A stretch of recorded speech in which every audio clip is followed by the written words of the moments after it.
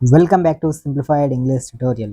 ఈరోజు మనం ఈ వీడియోలో అందరూ చేసేటువంటి కామన్ టాప్ 10 ఇంటర్వ్యూ మిస్టేక్స్ గురించి పూర్తిగా తెలుసుకునేటువంటి ప్రయత్నం చేద్దాం.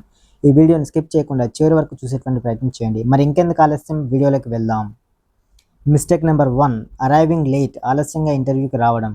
ఇంటర్వ్యూకి ఆలస్యంగా రావడం వల్ల మొదటి అభిప్రాయం ప్రతికూలంగా మారుతుంది.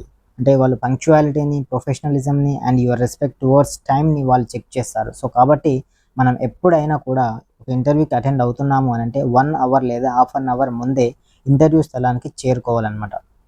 Mistake number 2, not researching the company.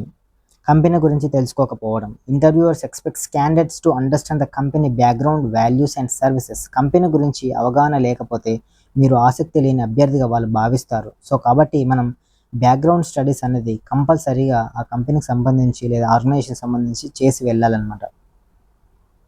Mistake number 3, giving generic answers. Generic answers ఇవ్వడం వల్ల మన ఇంటర్వ్యూ అనేది ఎక్కువగా ఫెయిల్ అవుతుంటుంది అనమాట. సో సాధారణ సమాధానాలు ఇవ్వడం, అస్పష్టమైన సమాధానాల కంటే నిజ జీవిత ఉదాహరణలు ఎక్కువగా ప్రభావితం చూపుతాయి. అంటే మనం సాధించినటువంటి అచీవ్మెంట్స్ని మనం రిప్రజెంట్ చేసుకోవాలన్నమాట. సో సాధారణంగా అందరు ఇచ్చేటువంటిది కాకుండా మనం కొత్తగా ఇచ్చే mistake number 4, week self introduction. బలహీనమైన సెల్ఫ్ ఇంట్రడక్షన్ అనేది చాలా ప్రభావితం చూపుతుంది అనమాట. Your introduction sets the tone for the entire interview. వాళ్ళ యొక్క ఫస్ట్ క్వశ్చన్ వచ్చేసి గివ్ యువర్ సెల్ఫ్ ఇంట్రడక్షన్ అని అంటారు. సో కాబట్టి మనం సెల్ఫ్ ఇంట్రడక్షన్ అనేది చాలా పకడ్బందీగా ప్రిపేర్ అయ్యి వెళ్ళాలన్నమాట. సో ఎక్కువ మంది సెల్ఫ్ ఇంట్రడక్షన్లోనే ఫెయిల్ అవుతూ ఉంటారు కమ్యూనికేషన్ ద్వారా. Mistake number 5, failing to highlight achievements. Achievements అంటే మనం సాధించినటువంటి విజయాలను ప్రస్తావించకపోవడం, మనం మన యొక్క అచీవ్మెంట్స్ని రిప్రజెంట్ చేయలేకపోవడం అనమాట. So don't just explain your duties, showcase your accomplishments. మీ బాధ్యతలతో పాటు మీరు సాధించిన ఫలితాలను కూడా మనం చెప్పాలన్నమాట. Mistake number 6, poor body language. ఇది చాలా ప్రభావితం చేస్తుంది అనమాట. సో తప్పు శరీర భాష అంటాం దీన్ని. బాడీ లాంగ్వేజ్ అనేది speaks before you do. Eye contact లేకపోవడం, చేతులు ముడుచుకోవడం, కుర్చీలో వంగి కూర్చోవడం వంటి అలవాట్లు ప్రతికూల సంకేతాలు ఇస్తాయి. సో కాబట్టి మీరు స్ట్రైట్ అండ్ ఫార్వర్డ్గా కూర్చోవాలన్నమాట. Mistake number 7, speaking negatively about previous employers.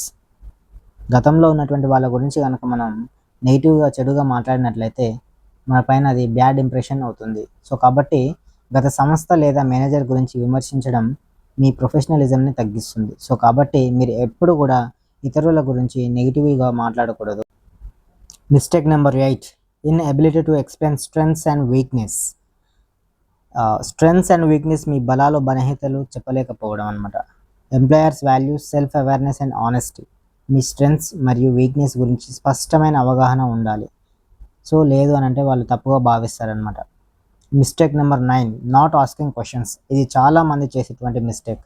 చివరిలో మనం కనుక క్వశ్చన్స్ అడిగినట్లయితే ఇంటర్వ్యూ చివరిలో ప్రశ్నలు అడగడం మీ యొక్క ఆసక్తిని తెలియజేస్తుంది. మీరు చాలా ఇంట్రెస్టింగ్గా ఉన్నారు వర్క్ పట్ల, మీ యొక్క ప్యాషన్ అనేది చాలా ఇంట్రెస్టింగ్గా ఉంది అని భావించడం కోసం మనమైతే క్వశ్చన్స్ అయితే అడగాలన్నమాట.